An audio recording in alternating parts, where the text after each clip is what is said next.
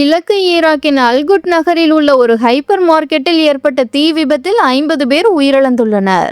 வாசித் மாகாணத்தில் உள்ள அல்குட் நகரில் உள்ள 5 மாடி கட்டிட ஷாப்பிங் மால் இரவில் தீப்பிடித்து எரிந்தது. இதில் முதலில் ஒரு பல்பொருள் அங்காடி மற்றும் ஒரு உணவகத்தில் தீப்பற்றியது. தீ விபத்து ஏற்பட்ட போது பாதிக்கப்பட்டவர்களில் பலர் மாலில் ஷாப்பிங் செய்தும் உணவருந்தியதாகவும் கூறப்படுகிறது. இத்தகைய தீப்பிழம்புகள் தொலைதூரம் வரையில் காணப்பட்டது.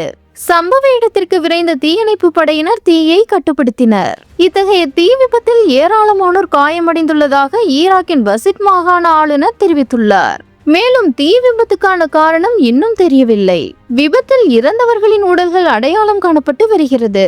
அதில் ஒரு உடல் மிகவும் மோசமாக எரிந்ததால் அதை அடையாளம் காண்பதில் சிக்கல் ஏற்பட்டது. ஆனால் ஆரம்ப விசாரணை முடிவுகள் 2 நாட்களுக்குள் வெளியிடப்படும் என்று ஈரானின் அரசு செய்தி நிறுவனமான INA தெரிவித்துள்ளது. கட்டிடம் மற்றும் மாலின் உரிமையாளர் மீது வழக்குகள் பதிவு செய்யப்பட்டுள்ளதாக கூறப்பட்டுள்ளது.